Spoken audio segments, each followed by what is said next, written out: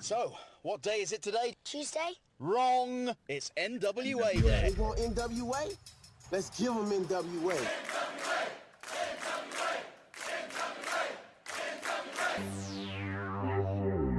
Stream J stream. That's I was right. thinking Thanks, that it Soto. might be a good idea if you and I formed an alliance. Let's get ready to rumble! Attention, everyone. Welcome to the greatest wrestling program in the world. Ladies and gentlemen, can I please have your attention? Stop what you're doing and listen. Okay, let's party. It's the pre-party with J. Cal. What is up, everybody? Welcome to the pre-party, a presentation of Alliance-Wrestling.com, your number one source for news and information for the National Wrestling Alliance. My name is Jay Cal, and every Tuesday I come to you to talk about pro wrestling. Specifically, we're talking about the National Wrestling Alliance. But you know what? I'll talk about wrestling with anybody, anything, anytime. And I just want to say what's up, chat. For those of you who are following us here on YouTube, Twitch, or Kick, what's going on? We're also live streaming currently on TikTok. We're on the TikTok. Thanks for the follow, PH Give Me. Appreciate you. You're from Chicago. Well, welcome. We are here in Southern California. We broadcast live every Tuesday right here in the chat. But please feel free to join us and talk all things pro wrestling as we will continue to do that. Well, that was interesting. I don't know what I just did, but anyways, so this week, the NWA, of course, not without controversy. We heard about the national championship changing hands with Mike Mondo becoming the new NWA national champion. And that was pretty cool in and of itself. Hey, what's up, Mia? How are you doing today? What's up, Punk City going to Elimination Chamber in February? That's going to be dope. I hope you have a good time at the Elimination Chamber.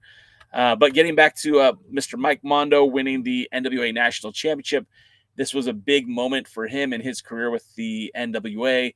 Of course, not without controversy, AEW announced a National Heavyweight Championship as well and tried to con everybody into thinking, no pun intended, that championship, the National Championship that was once seen on TBS back in the glory days of the Jim Crockett Promotions, was in fact the same title that Tony Khan was trying to promote for AEW. However, if you've checked on social media anytime, anywhere, any place, you'll know that that's not the case. In fact, the NWA National Championship, with its roots dating back to 1997, has still been one of the central parts of the National Wrestling Alliance, and currently is held by Mike Mondo. That national championship is usually considered like the number one contender to the NWA World's Heavyweight Championship. So, Mia, I made the Eddie video. Here I am emotional again. Eddie Guerrero was, in fact, one of the greatest, not just luchadors, but one of the greatest wrestlers of our generation. And it's sad that once Eddie had figured out life, that his was taken from him. And that's always going to be a bitter pill to swallow. It's always going to make me sad. He had kids. I'm a dad. I have daughters ranging from 21 to 10 to 11. She just had her birthday. And I'm not ready to say goodbye to them. And I don't think anyone is ever ready to say goodbye. But we lost Eddie at a very young age. And I feel like that's always going to be something that will stick in my head and make me kind of sad.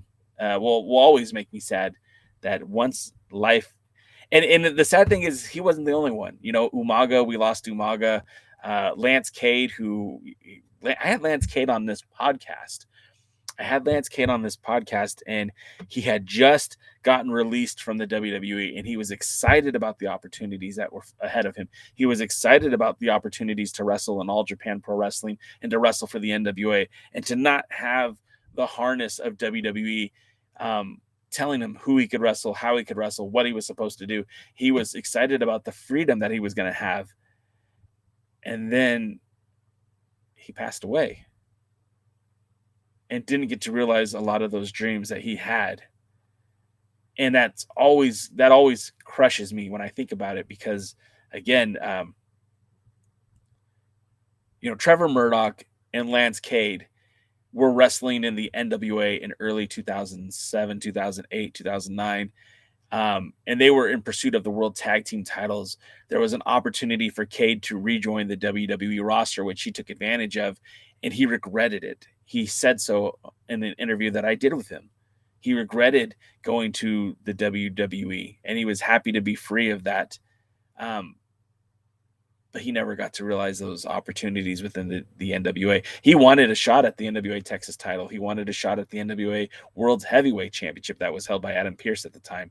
And those things never came to fruition. And that's always leaves a sad, sour taste in my mouth. And that makes me a little bummed out too. And in the over on Discord or over on TikTok. Sorry, my screen's all being funky here. Excuse me. Oops. Now we're losing everything. Dorothy's PM giveaway says Owen Hart. That was another one that was hard. Owen Hart literally passed away on my mom's birthday. We were out to dinner at the Red Lobster, and this is how long ago it was. I used to have a pager. My pager started blowing up. Did you hear? And I'm like, finally got to a phone, and it was like, oh, Owen Hart passed away.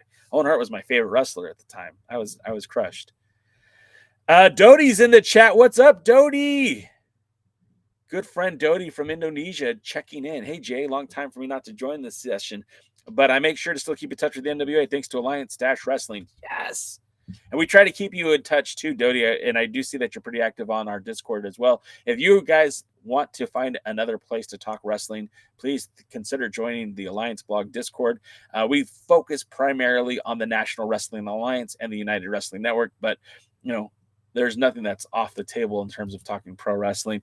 Dodie also brings up Mike Mondo is the man. NWA should be grateful they have him. I wouldn't mind to see the NWA push him to the next level. Just wish Billy and Brian have a clue.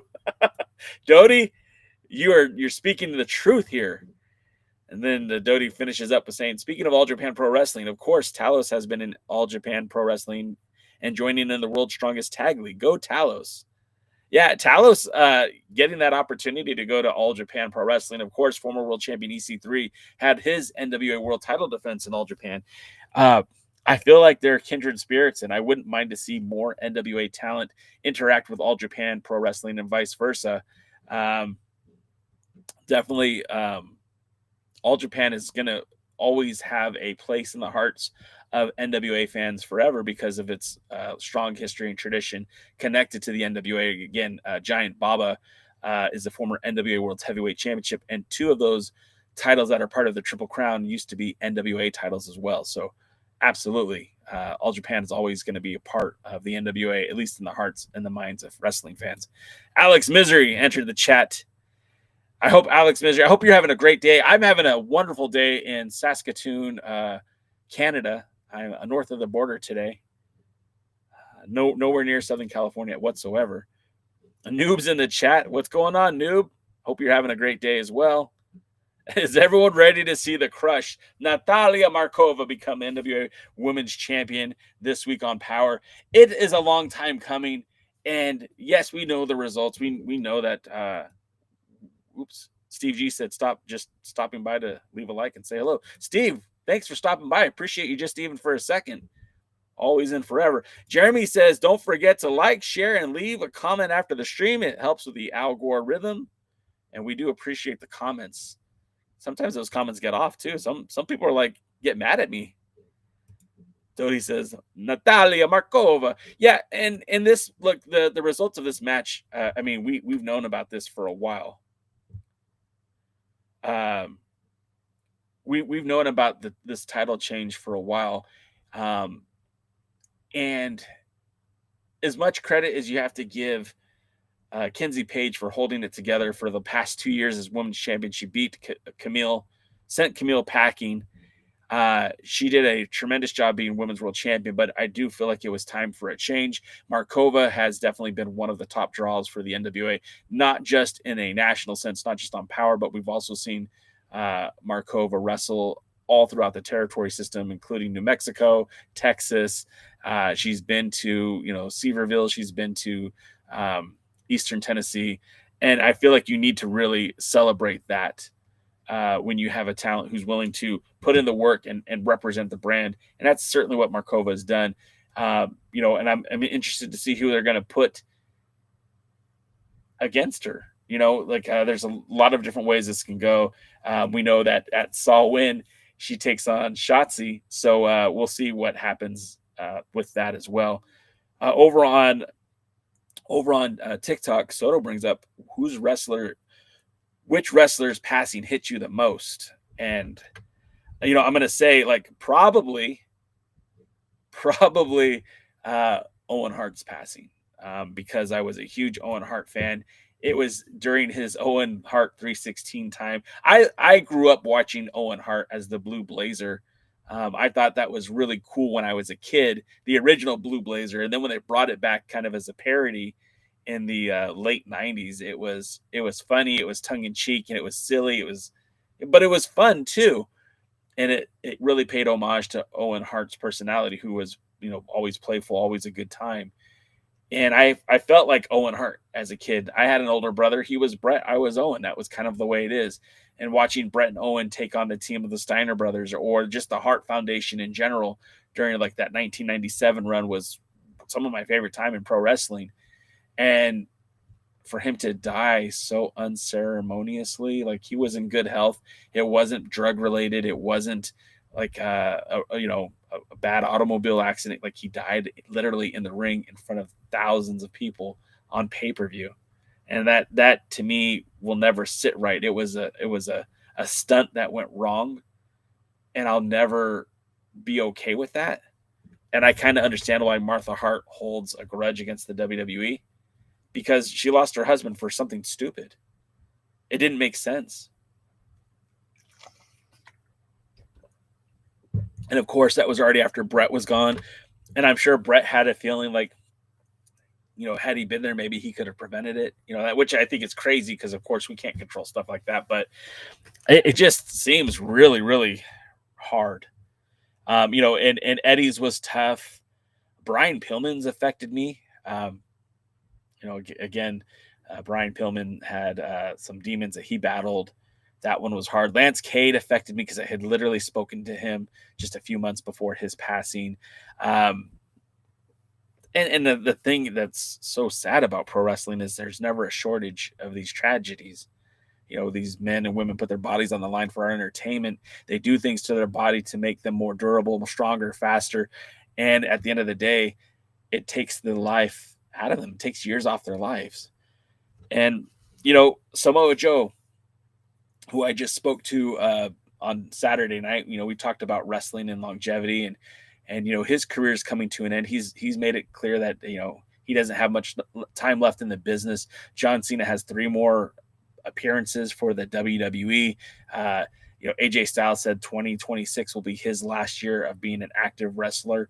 I'm so happy that these guys are walking away from the business while they can still walk, because there's a lot of guys that I've known in the business who aren't with us anymore. Hell, our very own Jack Stane. Jack Stane was a friend. I love Jack Stane. I would have called that guy brother. If he needed anything from me, I would have done it for him. He's gone. And that always is going to sit. It's going to be a hard pill to swallow forever. Plays Kevin Owens' theme song in my head. Well, you don't have to just hear it in your head. I could play it for you right here. We could play Kevin Owens' theme song if that's what you want to hear.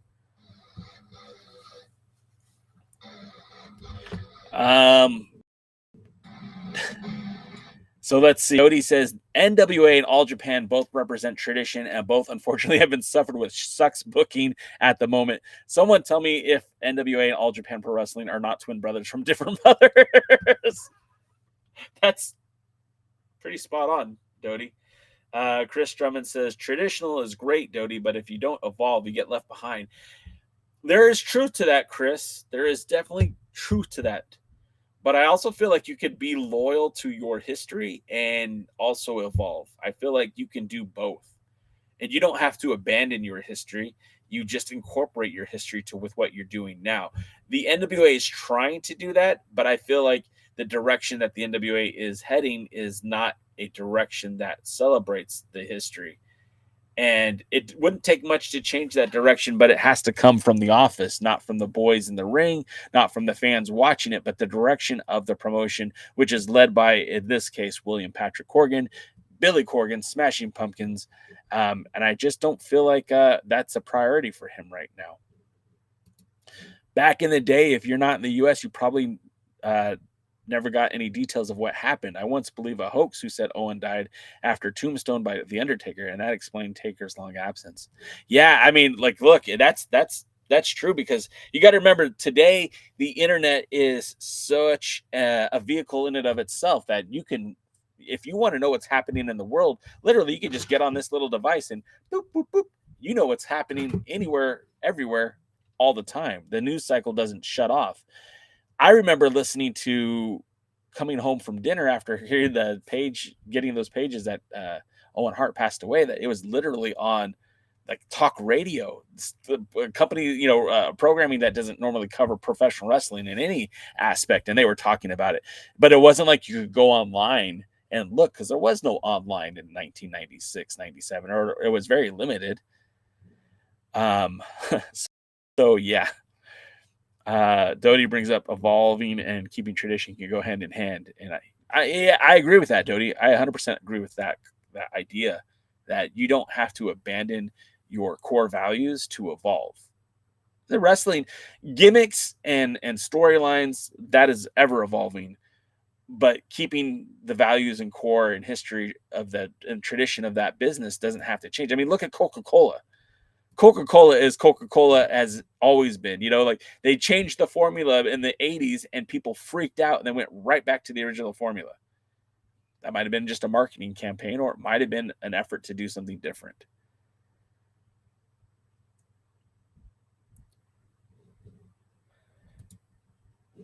Noob says, speaking of Brian Idol, because he was in a scuffle with Akira, the ex-boyfriend of Masha Slamovich, and boy, I don't know what the benefit. Noob, I don't know anything about that. Tell me what's going on, because that's wild. That's perfect. So Wrestle Rant, thanks. First of all, thanks for the roses and the gold boxing glove. That's awesome. How do you feel about Tony Khan and AEW's national title? Great question. And we talked a little bit about that on Thursday, but here's my honest to God, hand on my whole chest. I don't understand the idea of trying to create confusion in the marketplace. The NWA has always had a North American championship from the time that I started following the NWA up until the time Billy Corgan purchased it. The North American title was always connected to being the number one contender, the number two title in the company. And the NWA had a well-established history with the North American championship. Drew Onyx, Damian Wayne, Tokyo Monster Kahagas. The North American championship had a lot of meaning and history. But when Billy Corgan bought the NWA, he had put all the titles except for the world title on ice. And during that time, the WWE brought in its own North American championship through NXT. So when it came time for the NWA to reintroduce another title, they weren't going to go with the North American Championship because it was already on television. It was with NXT. And you would confuse the marketplace if you introduced a title that was the North American Championship while there's a North American Championship on another program. And I feel like that's what Tony Khan tried to do with this national title, especially trying to holler back to the TBS days of the NWA. Well, let's be honest. The NWA National Championship was merged, unified with the Jim Crockett Promotions United States Championship in the late 80s, early 90s. So that title that Tony Khan is speaking of is currently on WWE programming as the United States Championship with Elena Dragunov. That's where your U.S. title is. That's where the NWA national title is. The national title that the NWA currently recognized was founded in 1997.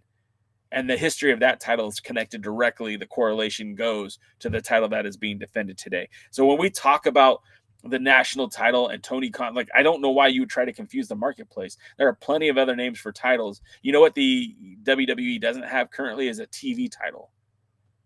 Why not call yourself the AEW Television Championship? Oh, I get it, because you already have the TBS title. Okay, well, there's 100 different things you could call a title. You've already done it several times. The Atlantic Championship, the International Championship, and then you merge those two titles into being one title. It's like, I don't know. Tony, I like your product. I like a lot about the AEW, but going with that title as the national title, trying to draw the comparison to the original national title from NWA's yesteryear, like I feel like it's just a confusing of the marketplace, and that was a bad idea. I'm surprised AEW doesn't have a cruiserweight world title, and that would be their suited championship. One of the hallmarks of TNA wrestling was that X Division Championship. I always felt like that was pretty cool because it created a title that was not connected to weight class. It was connected to a style of wrestling. And AEW also has trios championship, something that WWE doesn't have. Most companies in North America don't have our trios titles, and I feel like that's a cool concept as well. So all of that being said, there's plenty of opportunities to have different titles. I don't know why you'd go after one that it's relatively available. Like the NWA has been very doing their best to be more visible, whether shows on X or now on Roku or previously YouTube. They've been trying to get their name out there. And of course, Chris brings up MLW has a national title, but I feel like that's the same thing. Like, again, why national? The NWA National Championship predates MLW's National Championship. I feel like it's confusing. It's confusing the marketplace. Willie says, "Hi, J. Cal, Dumb and Dumber, or Dumber and Dumb." All right. Doty brings up that the MLW has an national open weight, not a national heavyweight. That's a good point too. All right, I'm going to look at some of the other comments because I missed some of the stuff. Soto619, good friend of the show, says, what if Nick Aldis is one of the mystery opponents? I mean, he did make the NWA, so why not have him face Cena? Well, what's more interesting about that is if it's Nick Aldis and LA Knight, like if that was the matchup, which I don't think it is, but if that was the matchup, that would be pretty all right. I feel like there was a lot of unfinished business in the NWA between then Eli Drake, now LA Knight, and Nick Aldis. And I always wanted to see those two wrestle for the NWA World Heavyweight Championship. Obviously, that never came to fruition during COVID. Eli Drake's re-signed with the WWE. He had previously been there before under the name of Slate Randall. And this time got a pump, big shot in the arm to the NXT brand. And since then has held the United States Championship briefly, has been in the main event picture for WWE, but never getting that big win. And he is also in the tournament to be John Cena's last opponent. So if it was Nick Aldis versus LA Knight, I feel like that'd be a very interesting matchup. I'm not going to hold my breath for it, though. It's been like 3 years since Nick Aldis has wrestled in the ring. I don't think, and the WWE fans don't remember Nick Aldis as a wrestler. The WWE fans just know Nick Aldis as a SmackDown general manager. They don't really talk about his illustrious career as TNA World Champion or NWA World Champion. So I don't think that that's where they're going to go with it. But maybe, I mean, it'd be an easy way to transition Aldis into a pro wrestler back into the ring. And I heard Busted Open talking about, the fact that Mickie James and Aldis could go after those mixed tag titles if they ended up doing that. So that's always an option. Doty said, did Billy's booking suck lately because he's part away more or part away from tradition? Yeah, I feel like Billy's booking is not good because Billy's booking is way on the other side of it. He enjoys. It's funny because when you talk to Billy Corgan, when he talks pro wrestling, he talks a good game. He talks about his time in the growing up watching the AWA, watching WWA in the Midwest and Chicago, but his wrestling formulas are more in line with Wrestling Society X. I would not be surprised if Billy booked a match that had a piranha and a piranha tank. Back over on TikTok real quick. Mia, thank you for the heart. We appreciate that. I can't see your name. IWKZ said, my dad sent me your live and said it's Kevin Owens. And of course, Duke of Darkside, good friend, says, I remember Magnus. You might be the only one that remembers Magnus. And then Lenzio WPG69 says, I would love a Jericho return. You might get that. You might get a Jericho return, but I don't think you get a Jericho return until the Royal Rumble. If you're going to bring Jericho back, I don't feel like putting him in the match with John Cena is the way to do it, especially because he's older than Cena. I don't want to see Jericho retire John Cena. I want to see Jericho surprise everyone at the Rumble.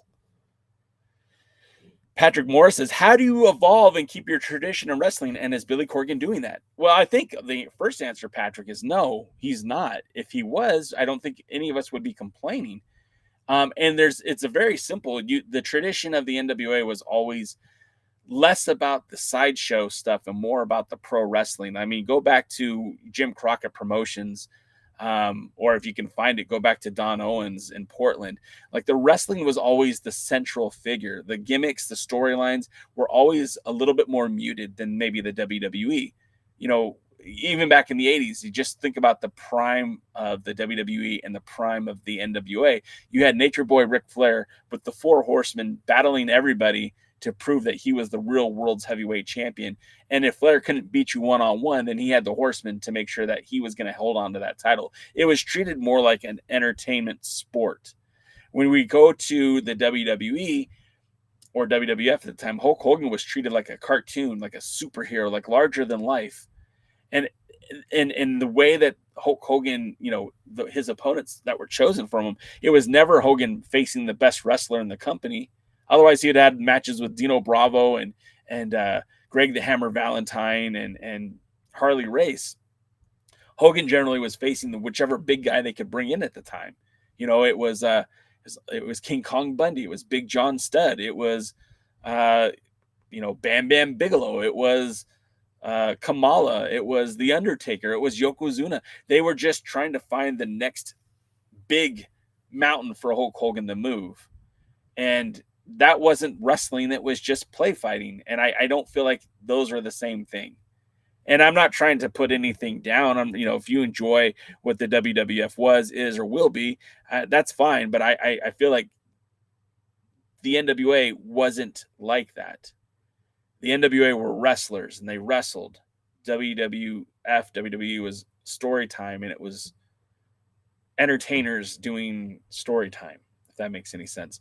So when you get to the NWA today, I mean, going back to those roots, right? Give me something interesting.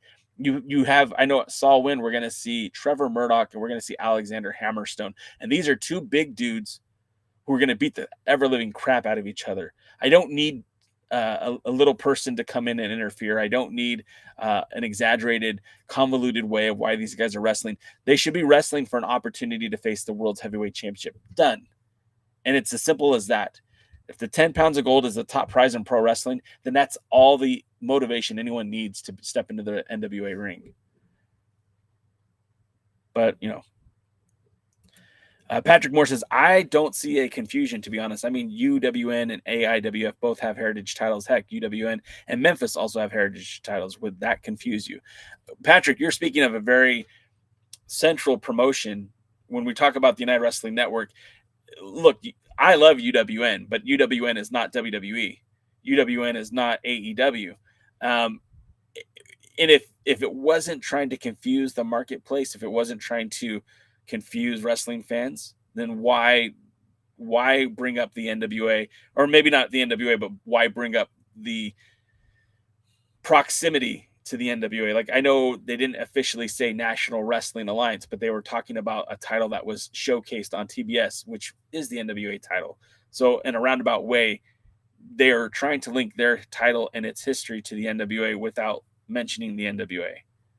If that's not trying to confuse the marketplace, what is that? Thank you for the heart me. Appreciate that. But yeah, as far as that goes, and again, you're just talking to one person, and that's my point of view. I might not be right. Chris says, Jay, do you think Kenzie's run in the WWE is almost done? I don't think so, man. I really feel like if Kenzie Paige is done, which is fine if it is, she's done everything she can within the NWA. She's a triple champion. She's held the tag titles. She's held the women's world title. She held the TV title. So I don't know what else there is for her to accomplish except for getting the women's world title back again, or maybe helping to establish the women's tag team division, because again, her and Kylie would make a fantastic tag team for the NWA, and it would help also foster growth in the women's tag team division for the National Wrestling Alliance. But if she has opportunities to go elsewhere, I think you always want to exercise those opportunities. That's how you grow as an entertainer, as a wrestler. Jeremy said what we're all thinking. Aldous is a ham sandwich jabroni. That's right. Willie says, hey, J. Cal, there's a reboot of Dumb and Dumber. So slime ball should be cast in the movie. You want to hear the most annoying sound in the world? It's the theme music to the slime balls. I guess AEW doesn't have a cruiserweight title because AEW wants to play in the modern way, which is F off weight limit class. We may see Andre versus Little Tokyo for the AEW if they were still alive. Yeah, I mean, there's kind of something to that, right? There's kind of something to that. Thank you for the heart me, Tula. Appreciate that. Thank you for the heart me. Let's see. Don't give Billy any brilliant ideas. Sean Mega says, what's going on? Sean Mega says, Billy's just too busy to write a weekly TV show. And I feel like there's truth to that too, Sean. I feel like there's truth to that too. Like, in a perfect world, Billy Corgan would be able to divest himself from everything else and focus only on the NWA. But honestly, the NWA is not what feeds his family. It's not what puts a house over his head, food on his table. The NWA is literally the quite opposite. It's probably his one venture that's not making him a ton of money. He has to go out and tour. He has to make new music. That's how he provides the lifestyle for his family. So I get that. But then, now we're talking about a two-edged sword. If that's the case, if you can't make the time to produce the NWA the way that you want it, then time to hire someone who can. See how Billy's trying to evolve while straying further from the tradition and what NWA the way it is, and see what we got now. Yeah, I agree with you, Dodie. I don't love it. But the NWA fans put a size limit on wrestlers and don't like high flying. There's truth to that too. I mean, I'm probably the anomaly. I love high flying wrestling. I love lucha libre. I love to see wrestlers who, what's up, Stardust? What's going on? I love it when talent tries to do things like Alex Misery is a perfect example. Alex Misery is not the prototypical NWA junior heavyweight. He's a little bit smaller, but he's an amazing high flyer. He takes a lot of risks, but I feel like that's fun and entertaining. And I feel like if everyone had the same style, it'd get boring. Like having Alex Taylor, having Kate, I almost said Kate, having Slade, having Fenrir, having these guys in the junior heavyweight division give us something different. But with that being said, I feel like having a guy that is willing to do risks and high flying moves makes it more exciting. Stardust, all is good. Thank you for hanging out for a minute or two. Sean says NWA is his hobby. 100%. And we know that it's his hobby. We know that the NWA is his hobby, because he has other things that are, he's got his hand in a lot of things. He does a podcast. He does live events for his touring. He has the Tea House in Chicago. Heck, he was so bored with just doing Power, he started up his own territory in Chicago. It's like the guy has got a lot going on. Maybe narrow focus and high intensity would be a good idea for him. Let's see. Excuse me. Starting to lose my voice. Jody says, I don't mind high flying in the NWA as long as their population control like rabbits. Look, I think if there was nothing but high flying junior heavyweights, then what Alex Misery does would be less interesting. And if everyone was just a mat wrestler like Alex Taylor or Slade, I feel like it would be less interesting. I feel like the melting pot of pro wrestling is where it gets really exciting, when you have different styles that make up matches as opposed to different personalities. I feel like the style clash is usually a much more fun time for pro wrestling than when everyone is the same. I think one of the worst times in pro wrestling is when talents were coming out of FCW and it was like everybody was the same cookie cutter mold, and same wrestler, same talent, same moveset as the next guy. And it was very boring. And it took a long time for the WWE to get away from that. And I feel like wrestling in general is better when it's different and unpredictable. I'm assuming we're talking about Kenzie Paige being the Crossfire champion, the Triple Crown champion. That's right, noob. I do feel like that's an important part for the NWA as well. But, you know, what Kenzie has done already has been very meaningful for the National Wrestling Alliance. What she needs to do next is to progress her career. And if that means going to the next step, going to NXT or ROH or somewhere else, she should.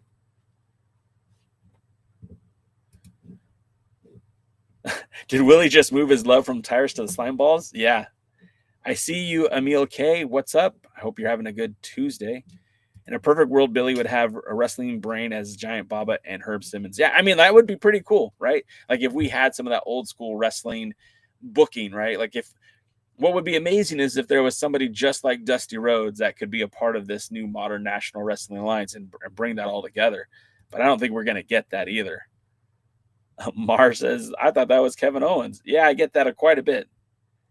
I'm just grateful he's keeping the promotion, the NWA alive. Yeah, that's it too. Thanks for all the likes. Appreciate that. Yeah, I mean, we have to show a little bit of respect to Billy Corgan, because if he was not promoting the the NWA the way he was, that there might not be an NWA. Remember, when he bought the National Wrestling Alliance, it was in a very bad place. And the fact that it still exists should be cause for hope. Who would you suggest for Billy Corgan to hire to write for the NWA Weekly if Billy Corgan is too busy? That is such an interesting question. Writing for the program, I think, is, like I'm not going to say somebody like Vince Russo, right? Like I don't want Vince Russo running the NWA. If they were available and were willing to take the job, somebody like Adam Pearce, I think would be amazing at that. But of course, he's cashing checks from TKO. I don't think he's all that concerned about working for the for the NWA. I mean, I think a lot of people would say something like Jim Cornette, but I don't think he wants the job. I don't think he wants to write wrestling anymore. There's Dr. Tom Pritchard, who I don't know what he's doing these days. He'd be a guy that I would, at the very least, trust to see what he has to say. Al Snow, of course, is very much tied to Ohio Valley, but he's a guy that, again, might be available to do something with the NWA. And then somebody like Ricky Morton. I don't know what kind of storyteller Ricky Morton could be for the NWA, but he's somebody that's done so much in pro wrestling that he might have a lot of great ideas that the NWA should revisit. I feel like just even a new voice who has connections to pro wrestling and knows kind of like the universe and the story that the NWA is trying to tell, and somehow manage to keep it more historically connected to the National Wrestling Alliance. I don't think there's a great answer, though. I don't think there's a perfect answer for that. Getting back to the high flying talk, Sam Rogers says, I don't mind high flying in the NWA as long as it's a division for it. Look, Samoa Joe just recently got to interview, and one of my favorite wrestlers of all time was able to combine mat wrestling with a high flying style of offense, high impact style of offense. Literally was an X Division champion. If Samoa Joe came to the NWA, I'd be one of the guys who would be the most thrilled with that. Alex Misery is a high flying wrestler. I'm fine with him challenging for the junior heavyweight title. If he ever puts on more size, and wants to challenge for the national title or the television title, again, no problem with that. AJ Styles was world heavyweight champion, and he's, at the time when he was world champion, he did all kinds of flippy stuff. I had no problem with that either. I don't need to put them in their own division. I'm fine with them wrestling anyway.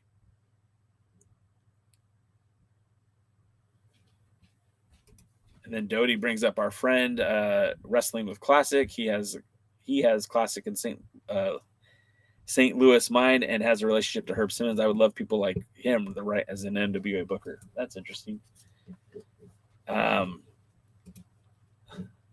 Yeah, and Big Mama's showing up everywhere these days. Willie, I know you're a Big Mama fan. She just recently defended the United Wrestling Network Women's Championship in Gotham. And I know she's kind of based in the Ohio area. I think she also wrestled for Exodus Pro. I'm not sure what's going on with her, though. I don't know where she's up to next. If Kenzie were to leave the NWA, would that affect the NWA? I don't think it would. Hey, what's up, Riley? I don't think if Kenzie Paige left the National Wrestling Alliance, it would change the direction of the National Wrestling Alliance.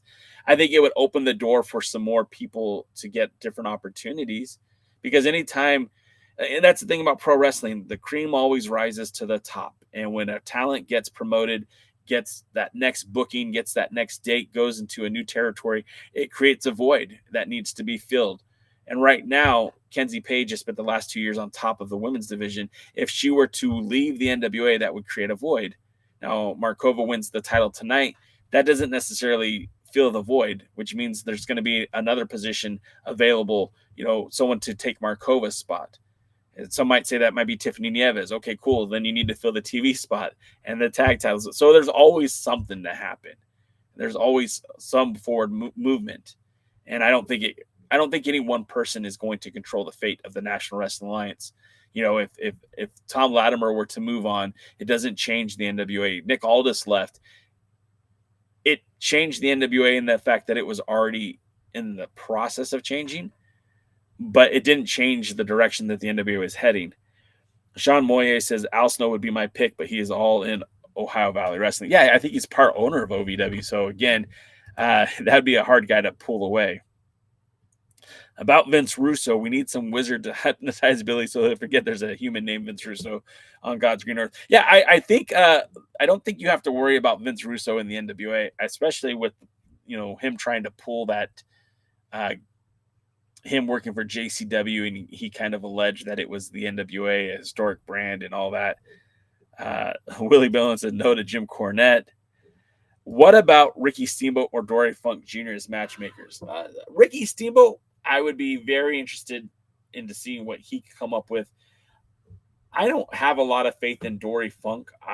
It's not because he didn't have a very meaningful career, but the guy is in his 80s now. And how much longer could he be a viable source to write, produce, direct a show? Even being a matchmaker at this point, he's up there. He's up there in age.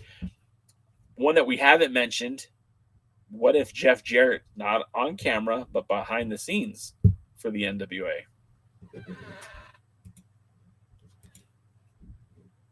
I love Corning for what he's done in the past, but he's out of touch. I kind of feel like that too. Patrick says, if Kenzie was to leave the NWA, would that affect the Crossfire relationship with the NWA?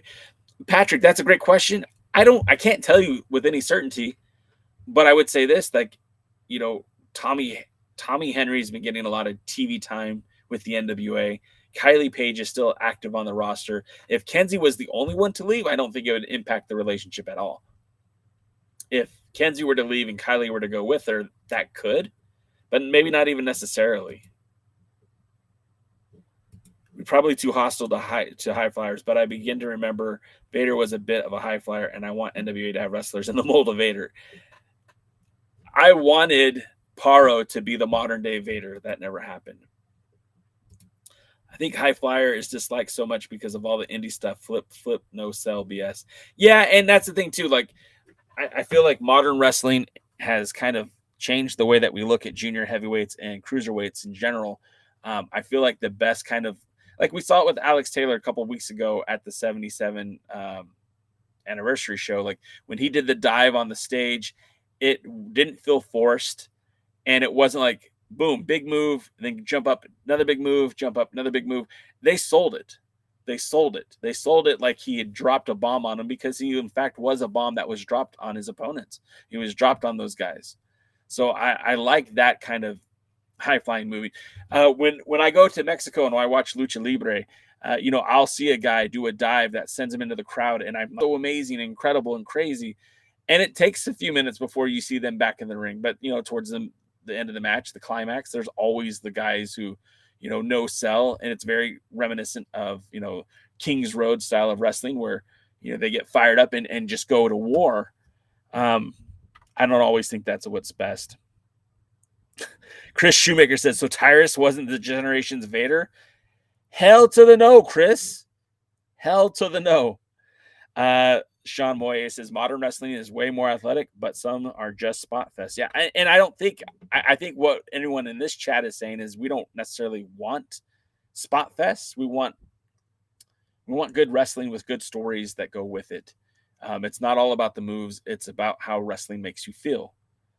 Sometimes a match that is a spot fest is meant to be a match with a spot fest for a reason. And I could even get behind that on occasion, just not every match on the card. Retro says, I've even heard Billy kind of clowning Russo booking on an old episode of Power from last year. The irony. Yeah, it's true. Dodie says, if Kenzie goes to another level in her career, then it's time for Billy to scout another ladies from the territory. Search it in WLW, TSW, Exodus, and bring back Christy Janes. That's right. I'm with you on that one. Dutch Mantell will have a solid brain and memory based off of his podcast. Dutch Mantell might be the guy. That might be a guy that, and this is all fantasy booking anyways. It's not like Billy's going anywhere. Willie's not a big fan of Jeff Jarrett. Dory was the booker for All Japan in the 70s and 80s, but yeah, it's really time to move on. Dory already told. I mean, look, 70s and 80s, we're talking about 50 years ago. As someone who's going to be 47 at the end of the month, I can very, very much tell you that the 70s was almost or more than 50 years ago. So that's not what I want. Sean Mega says, how about one heavyweight match, one junior heavyweight match, and an alternate, the third match with a women's or tag team match on Power each week? Again, I'm fine with that. I feel like Power should be a 4-match a week type of showcase. The signature live events seem to be a 3-match showcase. It is what it is, but I'm okay with, I feel like you should showcase your women's division, but the women's division is not,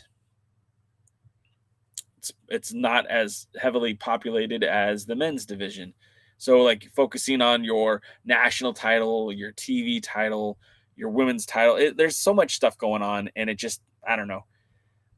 I don't think you could really just have a template that each week you follow the same template.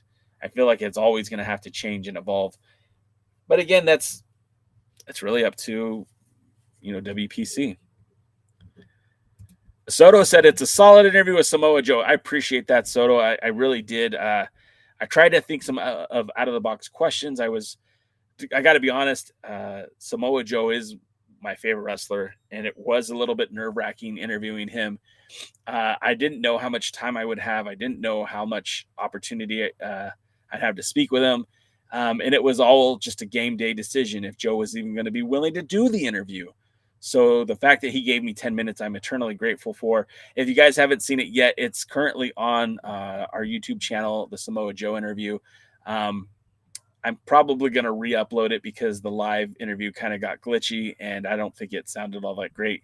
And I couldn't really control it because it was a preloaded video. So I'll work on getting something up later today with that. Retro said, I forgot about Dutch. Yeah, Dutch would be a guy, but again, he's also out of touch too. Like, it's not like this guy was promoting wrestling in 2020 or 2010. Like, you go back to the 90s, early 2000s for Dutch's, time in the business. I feel like there's got to be someone more modern that has some ideas. I mean, Gabe Spolowski's working for the WWE. He's not the guy. There are people out there who could tell the story. I know that Aaron Stevens for a short time was booking the United Wrestling Network. I know for a short time Johnny Yuma was booking for the United Wrestling Network. I don't feel like your storyteller has to be super well established as long as that they can tell a good story. And Patrick, you said that I'm by myself, but I like the wrestling that the NWA is putting out, but the skits and everything else is shit. Yeah, I don't have a problem with the wrestling that we're seeing. I wish some of this stuff there was more connective tissue. Like, again, why did Mondo get the title shot at Mims? Like, I like Mondo. I like that he's the national champion, but I don't understand why Mondo was given that opportunity without beating anybody. And the last time we saw Mondo, he was a tag team wrestler, but now he's the national heavyweight champion. Where's the connective tissue? What feud did he have with Mims to bring this as a callback? He had one match with Mims a couple months ago, and Mims beat him. That's the kind of stuff that bothers me. And why did the Pope was attacked by Slade and Mondo a couple weeks ago with his interaction with Mims. So why do we get to New York and now Pope attacks Mims to help Mondo win the title? That is confusing to me. Hammerstone had this matchup with Thrillbilly Silas Mason. Thrillbilly Silas Mason beat Hammerstone and has been asking for that world title shot. Gets it at 77. Cool. Hammerstone then goes on to face Kerry Morton, getting his revenge on the Southern Six. Cool. All right, I'm good with that. But then now he's wrestling Trevor Murdoch. What's the storyline there? Now, of course, there's connective tissue. We have to kind of watch some of the shows, but if it's just a matchup for a matchup, it doesn't make sense to me. I don't know. Maybe I am being too particular about it.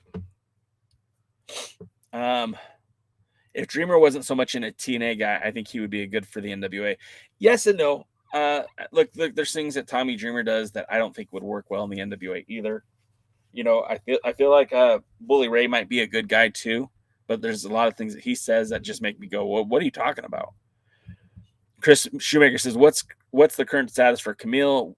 That's the NWA woman that needs to be brought back. I mean, Camille right now is getting ready for the debut of American Gladiators. I don't know what we're going to see Camille back in a wrestling ring at all.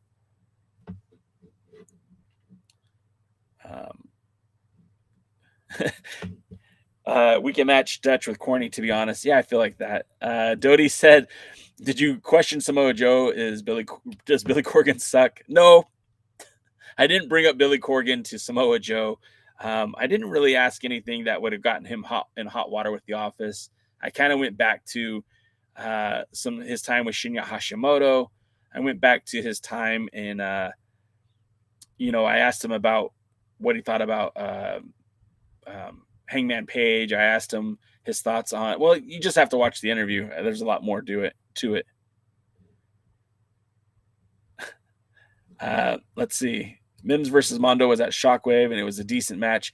And I'm not saying that they didn't have a decent match. I hope that's not what it came off as. I like Mondo. I love Mims. I think Mims is very much a big part of the future for the NWA.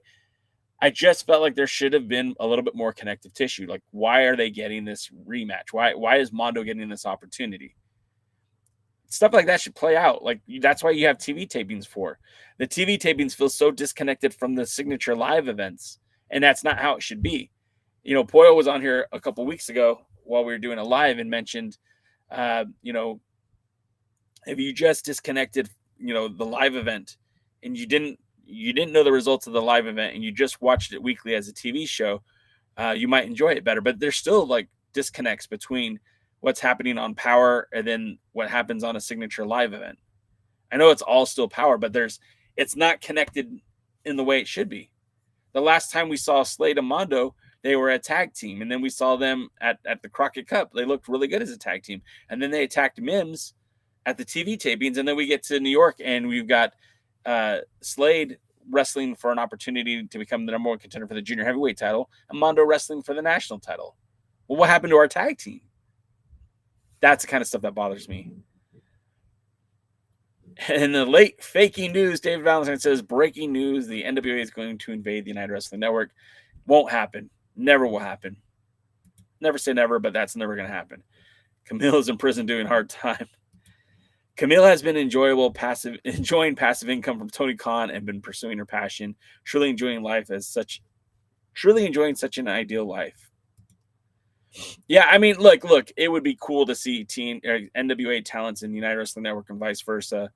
I mean, the next the next Hollywood taping, I believe, is I think it's next Tuesday, and it's at Oxnard at Levity Live, and they're advertising Scorpio Sky versus Jordan Cruz. That's a matchup I'm very excited to see. And, it's going to be for the United Wrestling Network World Championship. Jordan Cruz has been okay as a champion, but I would love to see Scorpio Sky win that title.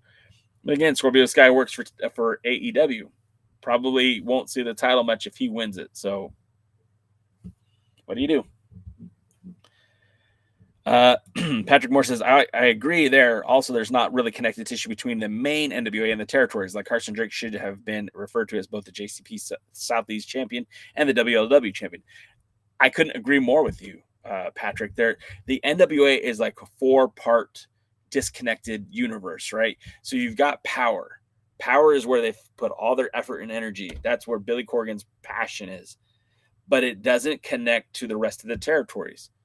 One of the best things about the Marvel Cinematic Universe is it was all connected. And I know this is comic books to wrestling, or comic book movies to wrestling, but it's all the same thing. There was a connected universe.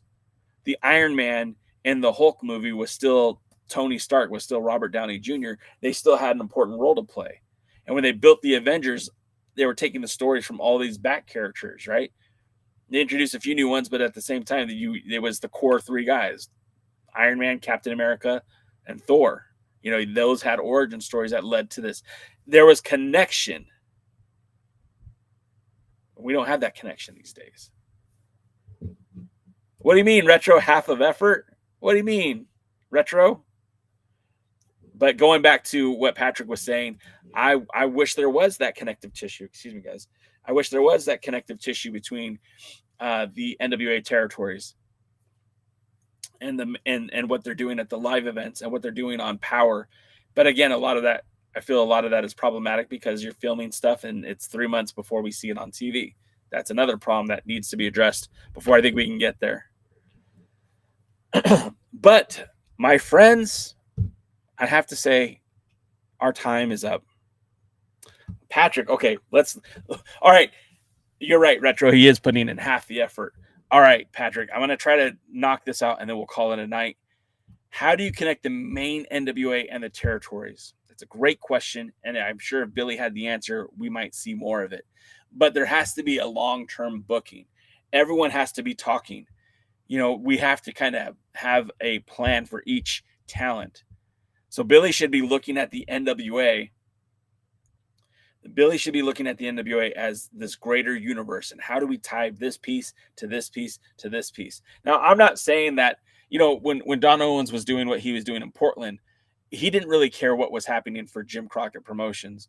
And what they were doing in the Mid-Atlantic region didn't really impact what they were doing in Dallas, right?